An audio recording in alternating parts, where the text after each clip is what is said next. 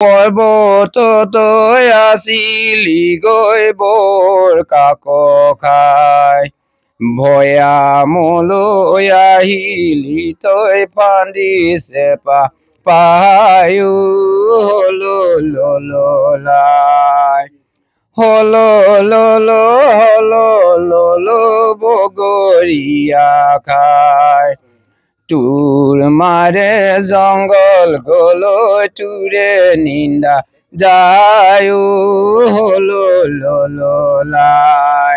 কণ্ঠশিল্পী শংকুৰাজ কোঁৱৰৰ কণ্ঠৰে নিগৰা এটা গীত হলো ললো, যি দেখা পোৱা গৈছে আন্তঃৰাষ্ট্ৰীয় প্ৰেক্ষাপটত বৰ্তমান জনপ্ৰিয় হৈ পৰিছে সকলোৰে মাজত। আৰু এই গীতটিৰ আচলতে যদি আঁৰৰ কাহিনী আমি জানো তেনেহ'লে ইয়াৰ এই গীতটিৰ দ্বাৰা আচলতে মৰাণ জনগোষ্ঠীৰ যি অতীজৰ পৰম্পৰা, আচলতে হাতীক প্ৰশিক্ষণ দিয়াৰ সময়ত এই গীতটি গোৱা হয়, আৰু এই গীতটি গাই আচলতে হাতীক প্ৰশিক্ষণ দিয়া হয় বুলি ইতিমধ্যে জানিব পৰা গৈছে।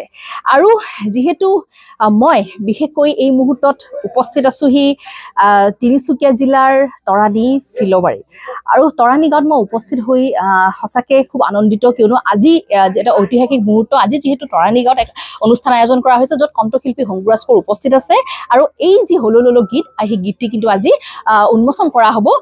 যি তৰাণী গাঁৱৰ গাঁওবাসী ইয়াত উপস্থিত আছে, তিনিচুকীয়া আৰু বহুত জিলাৰ পৰা আচলতে লোক আহি উপস্থিত হৈছেহি, আৰু সেই যি অনুষ্ঠানত আচলতে খুব সুন্দৰভাৱে এই গীতটি তাত সকলোৰে মাজত মুকলি কৰি দিয়া হ'ব।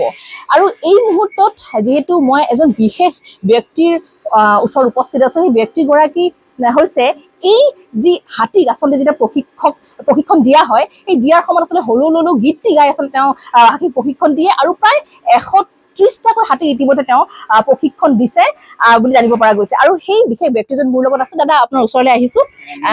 হয়, যিহেতু প্ৰথম জানিব বিচাৰিম আপোনাৰ নামটো। মোৰ নাম হৰত মৰাণ, মোৰ ঘৰ এই তৰাণীতে। মোৰ 70ত জন্ম। মই প্ৰায় 80 to 83 পৰাই হাতী শিকাইছোঁ, আৰু হাতী মই তেনেকেই হলো ললো গীতটি গাই প্ৰায় শিকাই আহিছোঁ। তাৰ আগত আছে হলো ললোটো হৈছে আপোনাৰ গানটো ধৰিবৰ কাৰণে আৰু তাক প্ৰথম গানটো ঢিলাবৰ কাৰণে হলো ললো গীতটো মানে ব্যৱহাৰ কৰা হয়। আৰু আপুনি আজিলৈকে জানিব পৰা গৈছে যে 130টাকৈ অধিক হাতী ইতিমধ্যে প্ৰশিক্ষণ দিছে এই গীতটিৰ জৰিয়তে, কিমান সঁচা? এইটো সত্য।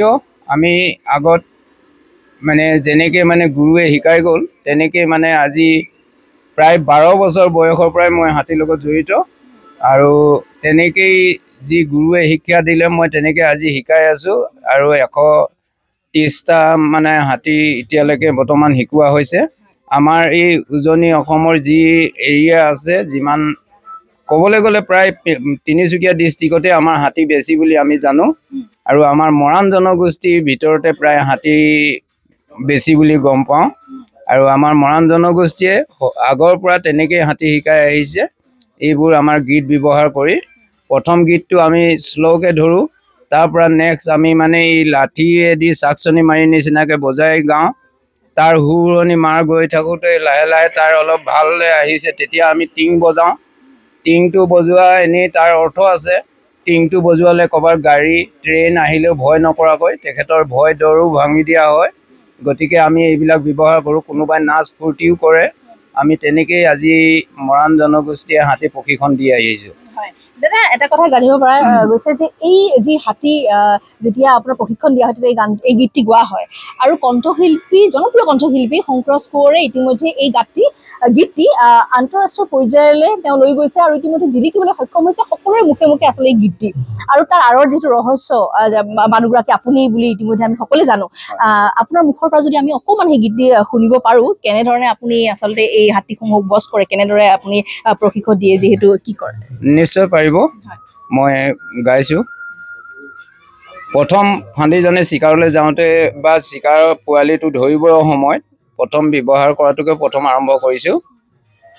ফান লাডু ফেয়া লাডু জটকা লাডু হাৰি মাউটো ফান্দি দুটি হৈয়া যায় চিকাৰ বাড়িও হলো ললাই হলো ললৈ হলো ললো বগৰিয়া খায় তোৰ মাৰে বিদেশ গলৈ তোৰে নিন্দা যায় হলো ললাই আমি প্ৰথম বান্ধিবৰ সময়ত এই গীতটো ব্যৱহাৰ কৰোঁ তাৰ পাছত আমি গান মানে পৰ্বতত আছিলি গৈ বৰ কাক খাই ভৈয়ামলৈ আহিলি তই ফান্দি চেপা পায়ো হলো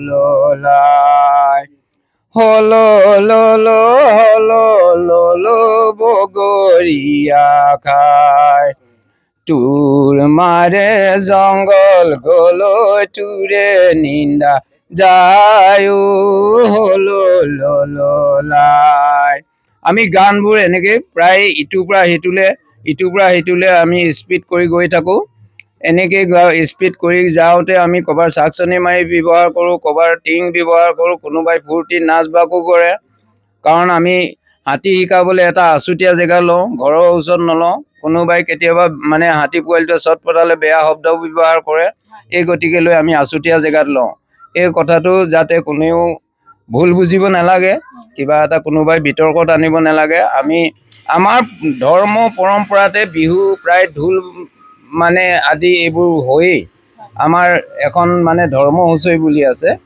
প্ৰথমে হুঁচৰি পদটো একদম স্লো ধৰে নেক্সটত লাষ্টত মানে সামৰিব ওচৰত এই চাপৰটো দি মানে নাচ বাগি হৈ যায় গতিকে লৈ এই হাতী শিকোৱা বস্তুটো একেটাই হয় আমাৰ প্ৰথম স্লোকে ধৰোঁ তাৰ পৰা নেক্সটলে আমি ফূৰ্তিৰে মানে সামৰোগে আমি তেনেকৈ আজিলৈকে শিকাই আহি আছোঁ আপোনাৰ মনৰ অনুভৱ জানিব বিচাৰিম কেনেকুৱা লাগিছে যেহেতু এই যে হলো ললো গীতটি ইতিমধ্যে শংকুৰাজ কোঁৱৰে নিজৰ কণ্ঠনি কৰাইছে আৰু আন্তঃৰাষ্ট্ৰীয় পৰ্যায়ত জিলিকিবলৈ সক্ষম হৈছে হয় শংকুৰাজ কোঁৱৰক মই কি বুলি ধন্যবাদ দিম মই তেখেতক ভাষাৰে বুজাব নাজানো আৰু তেখেতক মই ইমানেই ধন্যবাদ দিছোঁ আৰু তেখেতে এইটো আন্তঃৰাষ্ট্ৰীয়লৈকে য'ত পোৱালৈকে আৰু এইটো মোৰে ভাগ্য বুলি ক'ব লাগিব মোৰ নিচিনা এজন ভিতৰুৱা মানুহক মানে তেওঁ যে এই গানটোৱে মোক মানে জনাজাত কৰিছে মই তেখেতক হাজাৰ হাজাৰ ধন্যবাদ দিছোঁ মই ইয়াকে কৈ আৰু সামৰিছোঁ নিশ্চয়কৈ এয়া হৈছে হলো ললো গীতটিৰ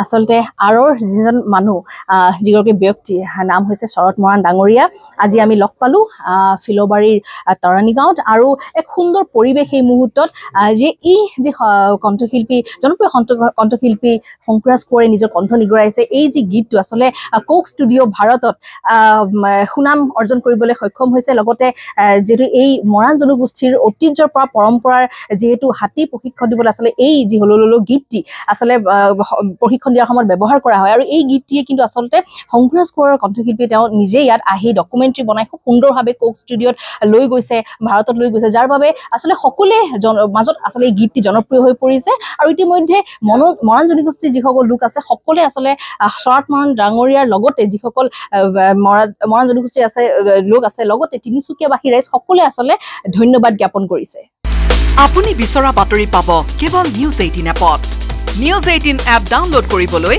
স্ক্যান কৰক এই QR কোড গুগল প্লে ষ্টৰতো পাব এই নিউজ 18 এপ